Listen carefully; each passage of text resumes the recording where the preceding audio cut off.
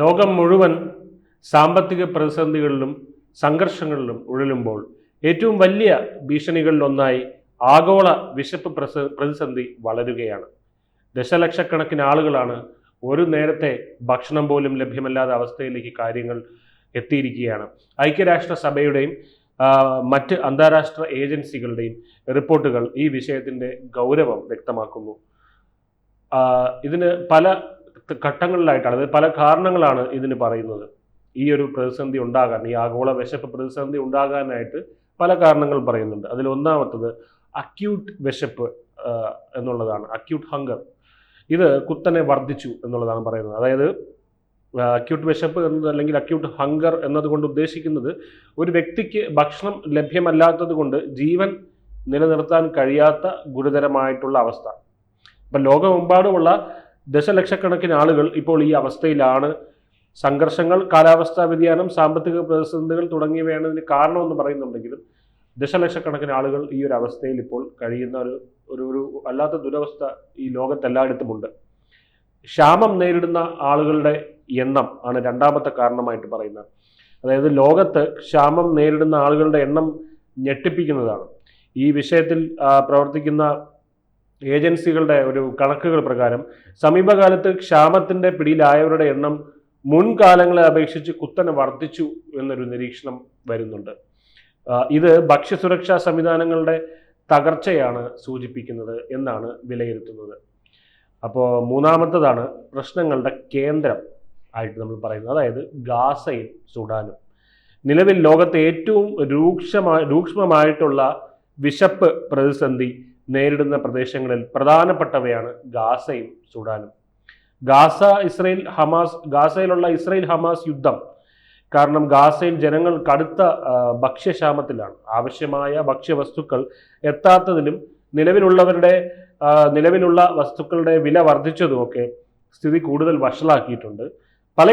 ഇടങ്ങളിലും ആളുകൾ പട്ടിണി കാരണം മരിക്കുന്ന ഒരു സാഹചര്യവും ഈ ഗാസയിൽ ഉണ്ടായിട്ടുണ്ട്. നമുക്കറിയാം ഗാസയിൽ എന്താണ് അവരവിടെ ചെയ്യുന്ന ഒരു കാര്യമെന്നുള്ളത്. അതായത് ഗാസ എന്നൊരു പ്രദേശത്തിന് വേണ്ടി ഈ രണ്ട് രാജ്യങ്ങൾ, പാലസ്തീൻ, ഹമാസ് നയിക്കുന്ന പാലസ്തീനും തീവ്ര വലതുപക്ഷ നേതാവായിട്ടുള്ള നെതന്യാഹു നയിക്കുന്ന ഇസ്രയേലും തമ്മിൽ കടിപിടി കൂടുകയാണ്. അപ്പോൾ ഈ ഗാസയിലെ പട്ടിണി എന്ന് പറയുന്നത് ഇസ്രയേലിലെ നയങ്ങളാണ് എന്നാണ് വ്യാപകമായി, ഇസ്രയേലിലെ നയങ്ങൾ കൊണ്ടുണ്ടാകുന്ന പട്ടിണികളാണ് ഗാസയിലുണ്ടാകുന്ന പട്ടിണി മരണങ്ങൾ എന്ന് അവരെ ആരോപിക്കപ്പെടുന്നുണ്ടെങ്കിലും ഹമാസ് പട്ടിണിയെ യുദ്ധ ആയുധമായിട്ട്, ഒരു ആയുധം പോലെ പട്ടിണിയെ തന്ത്രപരമായ നേട്ടത്തിന് വേണ്ടി ഉപയോഗിക്കുന്നുണ്ട് എന്നുള്ളതും ഒരു നിരീക്ഷണമാണ്. അങ്ങനെ ഒരു നിരീക്ഷണവും അവിടെ നിന്ന് തന്നെ വരുന്നുണ്ട്.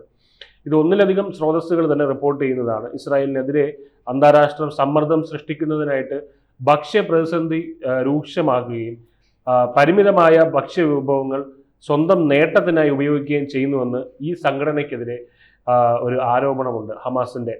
അപ്പോൾ സഹായം അവരെങ്ങനെയാണ് ഇത് ചെയ്യുന്നത് കഴിഞ്ഞാൽ സഹായം തടഞ്ഞു വെക്കുകയും വഴിതിരിച്ചു വിടുകയും ചെയ്യുന്നു എന്നുള്ള ആരോപണങ്ങൾ അവിടെ നിലനിൽക്കുന്നു. അതായത് സഹായ പ്രവാഹം നിയന്ത്രിക്കൽ. 2023 ഒക്ടോബറിലെ ആക്രമണത്തെ തുടർന്ന് ഗാസയിലേക്കുള്ള എല്ലാ സൗകര്യങ്ങളും ഇസ്രായേൽ നിയന്ത്രിച്ചു. എന്നിരുന്നാലും അതിനുശേഷം അന്താരാഷ്ട്ര സഹായ ഗ്രൂപ്പുകളിലും ഇസ്രായേലി ഉദ്യോഗസ്ഥരും സഹായ വിതരണത്തെക്കുറിച്ച് പരസ്പരം ആരോപണങ്ങൾ ഉന്നയിച്ചിട്ടുണ്ട്. ഇസ്രായേലിന്റെ സൈനിക നീക്കവും നിയന്ത്രണങ്ങളുമാണ് പട്ടിണിയുടെ പ്രധാന കാരണമെന്ന് സഹായ ഏജൻസികൾ ആവർത്തിച്ച് പ്രസ്താവിച്ചിട്ടുണ്ട്.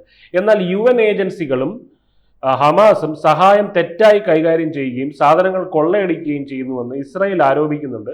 BBC സ്രോതസ്സുകളിൽ നിന്നുള്ള ചില റിപ്പോർട്ടുകളും US ഗവൺമെന്റിന്റെ ഒരു ആഭ്യന്തര രേഖയും കാണിക്കുന്നത് നിരാശരായിട്ടുള്ള സാധാരണക്കാരും ക്രിമിനൽ സംഘങ്ങളും വ്യാപകമായി കൊള്ളയടിക്കുന്നുണ്ടെങ്കിലും ഹമാസ് സഹായം വ്യവസ്ഥാപിതമായി വഴിതിരിച്ചു വിട്ടതിന് തെളിവുകളൊന്നും ഇല്ല എന്നുള്ളതാണ്.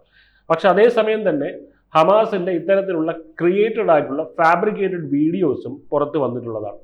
അതായത് ഈ ഭക്ഷണ പൊതികൾ അവിടുത്തെ ജനങ്ങൾക്ക് കൊടുക്കുന്നതായിട്ട് റെക്കോർഡ് ചെയ്യുകയും ക്യാമറ ഓഫ് ചെയ്തതിന് ശേഷം അവിടെ നിന്ന് ഇവരുടെ കയ്യിൽ നിന്ന് ആ ഭക്ഷണ പൊതികൾ തിരികെ വാങ്ങുന്നതും മറ്റും നമ്മൾ കണ്ടതാണ്. അപ്പോൾ അത്തരം വീഡിയോകൾ AI ആണ് എന്നൊക്കെ പറഞ്ഞ് ഇവർ ന്യായീകരിക്കാൻ ശ്രമിക്കുന്നുണ്ടെങ്കിലും AI വീഡിയോകൾ തിരിച്ചറിയാനുള്ള സാങ്കേതിക വിദ്യ നമ്മുടെ കയ്യിലുണ്ട്. അതെല്ലാം തന്നെ യഥാർത്ഥ വീഡിയോകളാണ് എന്ന് തെളിഞ്ഞതുമാണ്. അപ്പോൾ പിന്നെ പറയുന്നത് സഹായ വിതരണം, ഇത് ചില റിപ്പോർട്ടുകൾ, പ്രത്യേകിച്ച് Jerusalem centre for security and foreign അഫയേഴ്സിൽ നിന്നുള്ള റിപ്പോർട്ട് എന്ന് പറയുന്നത് ഹമാസ് സ്വതന്ത്രമായിട്ടുള്ള ഭക്ഷണ വിതരണങ്ങൾ തടയുന്നുണ്ട്. അതായത് NGOs മറ്റ് അവരൊക്കെ ചെയ്യുന്ന മറ്റ് വിതരണ കേന്ദ്രങ്ങളിലേക്ക് പ്രവേശിക്കാൻ ശ്രമിക്കുന്ന ഗാസക്കാർക്ക് നേരെ വെടിയുതിർക്കുകയും ചെയ്യുന്നുണ്ടെന്നുള്ള ആരോപണവുമുണ്ട്. അപ്പോൾ സാധാരണക്കാരെക്കാൾ തീവ്രവാദികൾക്ക് മുൻഗണന നൽകുന്നു എന്നുള്ളതുണ്ട്. അതായത് വിഭവങ്ങൾ ശേഖരിച്ചു വയ്ക്കൽ. ഒക്ടോബർ 7 ആക്രമണത്തിന് മുമ്പ് ഹമാസ് തങ്ങളുടെ പോരാളികൾക്കായി മാസങ്ങളോളം ഭക്ഷണം പൊതുജനങ്ങൾക്കായി നീക്കിവെച്ചതിന് പകരം സംരംഭിച്ചു വെച്ചതായിട്ടുള്ളത് ആരോപണമുണ്ട്. അത് മാറ്റിവെച്ചതായിട്ട് പിന്തുണക്കാർക്ക്, അതായത് ഈ തീവ്രവാദികൾക്ക് ഇത് കൊടുക്കാൻ വേണ്ടിയാണ്, തീവ്രവാദികൾക്കാണ് മുൻഗണന ഇത് കൊടുക്കാനായിട്ടുള്ള, അതായത് സാധാരണ ജനങ്ങൾക്കല്ല. BBC സ്രോതസ്സുകളിൽ നിന്നുള്ള റിപ്പോർട്ടുകൾ സൂചിപ്പിക്കുന്ന ഹമാസ് അതിൻ്റെ അംഗങ്ങൾക്കും അവരുടെ കുടുംബങ്ങൾക്കും ഭക്ഷണ പൊതികൾ വിതരണം ചെയ്തിട്ടുണ്ടെന്നാണ്. ഇത് വിശാലമായ ജനങ്ങൾക്കിടയിൽ ഇത് വിതരണം ചെയ്യപ്പെടുന്നില്ല എന്നൊരു പൊതുജന രോഷത്തിന് തെളിയിക്കുന്ന ഒരു കാര്യം കൂടിയാണ്. അപ്പോൾ അല്ലെങ്കിൽ മാനുഷിക പ്രതിസന്ധിയെ രാഷ്ട്രീയ മുതലെടുപ്പിനായി ഉപയോഗപ്പെടുത്തുന്നതും ഇതിൻ്റെയൊക്കെ ഒരു കാരണമായിട്ട് പറയുന്നുണ്ട്. രണ്ടാമത്തെ, അതായത് നമ്മളിപ്പോൾ പറഞ്ഞു വരുന്നത് ഗാസയും സുഡാനുമാണല്ലോ. എന്തായാലും സുഡാൻ എന്ന് പറയുന്ന അവിടെയും ആഭ്യന്തര സംഘർഷങ്ങളുണ്ട്. സുഡാനെ വലിയൊരു മാനുഷിക ദുരന്തത്തിലേക്ക് തള്ളിവിട്ടു. ദശലക്ഷക്കണക്കിന് ആളുകൾക്ക് വീട് ഉപേക്ഷിച്ച് പലായനം ചെയ്യേണ്ടി വന്നു. കൃഷി നശിച്ചതും വിതരണ ശൃംഖലകൾ തകർന്നതുമൊക്കെ സുഡാനിൽ പട്ടിണി രൂക്ഷമാക്കി എന്നുള്ളതാണ് വാസ്തവം. പക്ഷേ അവിടെയും ഒരു പ്രശ്നം വരുന്നത്, ഇവിടെ ഹമാസ് ആണെന്നുണ്ടെങ്കിൽ അവിടെ ഹൂത്തികളാണ് അവിടെ പ്രശ്നം ഉണ്ടാക്കുന്നത്. അതായത് ചെങ്കടലിലെ ഹൂത്തികളുടെ ആക്രമണം കാരണമാണ് ഈ പറയുന്ന വലിയ രീതിയിലുള്ള പട്ടിണി മരണങ്ങൾ അവിടെ ഉണ്ടാകുന്നത്. യുദ്ധ സാഹചര്യം അവിടെ ഉണ്ട്. എന്നാൽ പോലും അതായത് കടൽ വഴിയുള്ള ആക്രമണങ്ങൾ ഒഴിവാക്കാൻ ഏഷ്യയിൽ നിന്നുള്ള ഭക്ഷണ മെഡിക്കൽ സാമഗ്രികളുടെ കയറ്റുമതി കൂടുതൽ ദൈർഘ്യമേറിയതും ചെലവേറിയതുമായ വഴികളിലൂടെ ഇപ്പോൾ കൊണ്ടുപോകേണ്ടി വരുന്നു. ചെങ്കടലിലേക്ക് പ്രവേശിക്കാനാവുന്നില്ല ഈ ഹൂത്തികളുടെ ആക്രമണം കാരണം. അതായത് ചെങ്കടലിൽ കപ്പലുകൾക്ക് നേരെ ഹൂത്തി സേന നടത്തുന്ന ആക്രമണങ്ങൾ സുഡാനിലേക്കുള്ള സുപ്രധാന സഹായങ്ങളുടെ കയറ്റുമതി തടസ്സപ്പെടുത്തുകയാണ്. ഇത് പറയുന്നത് ഗാർഡിയൻ എന്ന് പറയുന്ന ഒരു മാഗസീനിൽ തന്നെയാണ് പറയുന്നത്. കിഴക്കൻ ആഫ്രിക്കൻ രാജ്യത്ത് സാമ്പത്തിക ബുദ്ധിമുട്ട് അനുഭവിക്കുന്ന മാനുഷിക ഏജൻസികളുടെ ചെലവുകൾ അവിടെ വർദ്ധിപ്പിക്കുകയും ചെയ്യുന്നു എന്ന് പറയുന്നുണ്ട്. സംഘർഷം ദശലക്ഷക്കണക്കിന് ആളുകളെയാണ് പട്ടിണിയിലേക്ക് തള്ളിവിടുന്ന ഒരു സാഹചര്യം ഉണ്ടാകുന്നത്. അപ്പോൾ ഈ ആക്രമണങ്ങൾ ഏഷ്യയിൽ നിന്ന് പോർട്ട് സുഡാനിലേക്ക് സഹായവുമായിട്ട് പോകുന്ന, സുഡാനിലെ പോർട്ടിലേക്ക് പോകുന്ന കപ്പലുകൾ അവിടെ ആഫ്രിക്ക ചുറ്റി സഞ്ചരിച്ച് മെഡിറ്ററേനിയൻ കടന്ന് വടക്ക് നിന്ന് സൂയസ് കനാൽ വഴി ചെങ്കടലിൽ പ്രവേശിക്കേണ്ടി വരുന്നു. ഇത് വലിയ കാലതാമസത്തിലും ഒരു ചെലവ് വർധനത്തിനൊക്കെ കാരണമാകുന്നു. അപ്പോൾ അവിടുത്തെ പറയുന്നുണ്ട്. പിന്നെ ഇത് 48 ദശലക്ഷം വരുന്ന രാജ്യത്തെ ജനസംഖ്യയുടെ പകുതിയോളം പേർക്ക് അടിയന്തര ഭക്ഷ്യസഹായം ആവശ്യമാണ്. കൂടാതെ ഏകദേശം 8 ദശലക്ഷം ആളുകൾ വീടുകൾ വിട്ട് പലായനം ചെയ്യാൻ നിർബന്ധിതരായി. അപ്പോൾ ഈ ലോകത്തിലെ ഏറ്റവും വലിയ ആഭ്യന്തര കുടിയേറ്റ പ്രതിസന്ധിയിലേക്കാണ് ഇത് നയിച്ചത്. അപ്പോൾ ഇത് പിന്നെ വിമാനത്തിൽ ഇത് കൊണ്ടുപോകേണ്ട ഒരു ചിലവ് വരുന്നത്, അത് ഏതാണ്ട് 10 മടങ്ങോളം ഇതിനെ ചിലവ് വർദ്ധിപ്പിക്കുന്നതായിട്ടും കണക്കുകൾ പറയുന്നുണ്ട്. അപ്പോൾ എന്തായാലും ഈ 2 പ്രദേശങ്ങൾക്ക് പുറമെ ഹെയ്തി, യമൻ, പിന്നെ അഫ്ഗാനിസ്ഥാൻ തുടങ്ങിയ രാജ്യങ്ങളും സമാനമായ സാഹചര്യങ്ങളിലൂടെയാണ് കടന്നു പോകുന്നത്. അപ്പോൾ കൂനിന്മേൽ കുരു എന്ന് പറയുന്ന പോലെ അഫ്ഗാനിസ്ഥാനിൽ നിന്നുള്ള ഒരു ഭൂചലനവും അവിടെ ഉണ്ടായി. എന്തായാലും അവിടെ അത്തരത്തിലൊരു പ്രതിസന്ധി ഇപ്പോൾ അവിടെ ഉണ്ടായിരിക്കുകയാണ്.